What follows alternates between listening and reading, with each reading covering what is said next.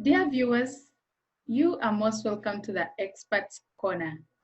My name is Veronica Rose, and I have a cybersecurity expert with us today. She is based in Nigeria, and she'll tell us more about herself. Ade? Good afternoon, everyone. And thank you, Veronica, for having me as a guest today. It is indeed a privilege to be here. My name is Aderonke Adeyegbe, and I'm the founder of Commercial Limited. Commercial Limited is an ICT solutions company based in Lagos, Nigeria. And we're focused on four major areas: hardware, solutions, cloud, and cybersecurity.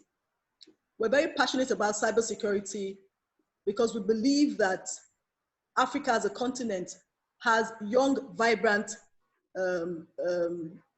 people that can be trained to fill the gap, in this area. There's a skills gap in the cybersecurity ecosystem, as stated by ISACA, and I think it borders between 1.8 to 3 million.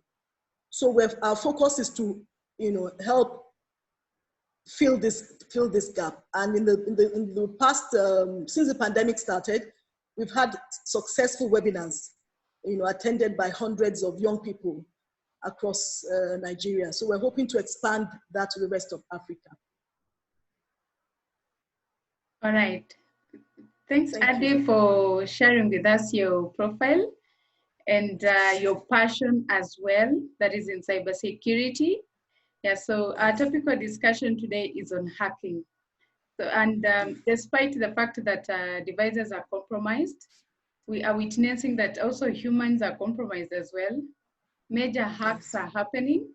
And one thing that we have to remember is that everyone is vulnerable for this. So I'm really curious to hear from you. What should I do, or what should anyone watching, what should they do in case they are hacked? I'm curious to hear from you, Ade. Okay, thank you very much. This decade has seen exponential gains in technology. We've got cloud, we've got artificial intelligence, we've got Internet of Things, we've got big data. But it has also come with monumental hacks. In recent times, we learned about the hack on Twitter, where you find the owner of Amazon as one of the victims. So this cuts across all classes of people. And this is because there's a vast amount of data online, lots of information, and the threat landscape keeps on evolving. And one finds that the anti-malware software gives little peace of mind. Malicious hackers change their own tactics at will. So it's really difficult for developers and manufacturers to keep up with this challenge. But before we discuss what to do when hacked, I think it's also important to establish what kind of attacks should one be looking out for. Ransomware is one of them. Phishing attacks is one of them. Sometimes you find unwanted toolbars on your browser. Sometimes you find the frequent random pop-ups, or you already have a friend listed as a friend on your social media platform, but you find that a new request has come up, so confidential data has been leaked. And then you find, of course, your online password, which is also one of the most important aspects of engagement online. You go online and you find that your online password is not working. So how do we resolve all these issues? Phishing, I want to talk about phishing because it's one aspect that is commonplace. What is phishing? Phishing is an attack, is a type of social engineering attack that's often used to steal user data, including login credentials and credit card numbers. It occurs when an attacker, masquerading as a trusted entity, dupes a victim into opening an email, instant message, or text message. The COVID-19 has a vast number of people stuck at home, seeking entertainment on the internet. So phishing scammers, they're in business.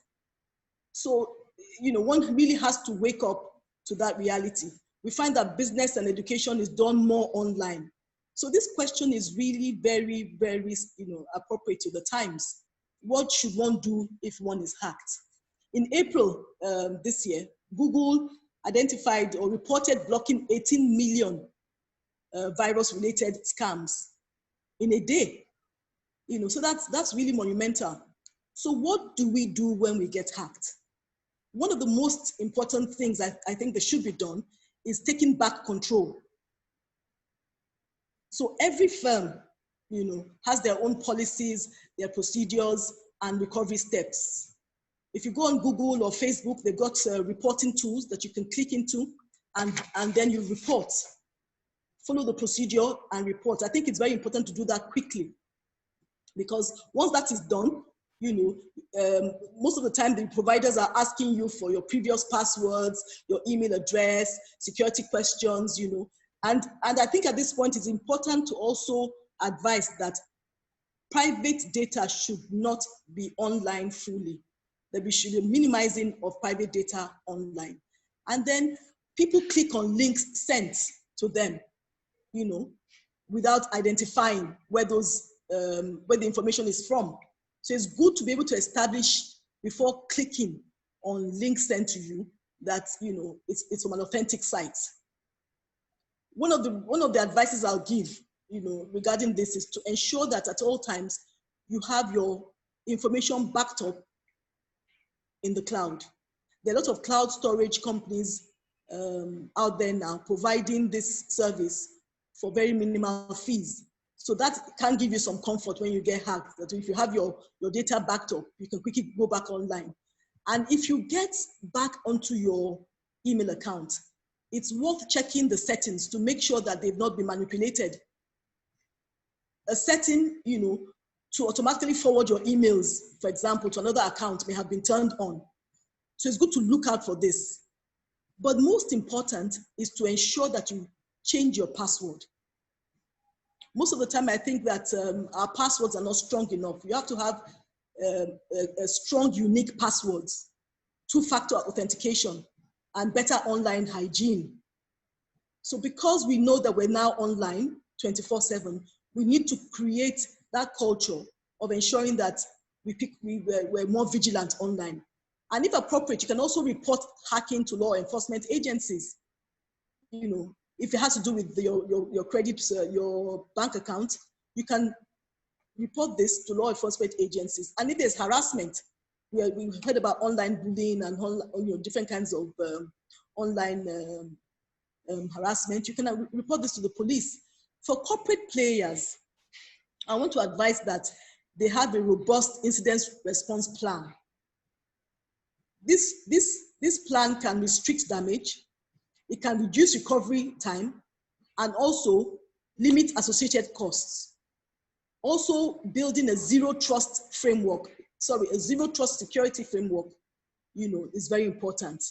But having said all this, what is important to my own mind is that we prevent this from happening.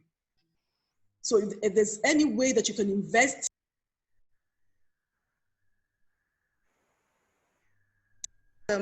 what's most important is to prevent the hacking occurrences. Prevention is the best way to handle. Thank you very much. Yeah, I completely agree with you. Prevention is better than cure. I don't know how it is in Nigeria, but in Kenya, we have the National KESAT, where members of the public are encouraged to report incidences, vulnerabilities, free of charge. So to our viewers, thank you so much for watching. And Ade, thank you so much for sharing with us today. Thank you very much, Veronica. Thank you for having me. It was a pleasure hosting you. Thank you. Yeah, so to our viewers, subscribe to this channel so that you don't miss out on more of the upcoming sessions. Thank you.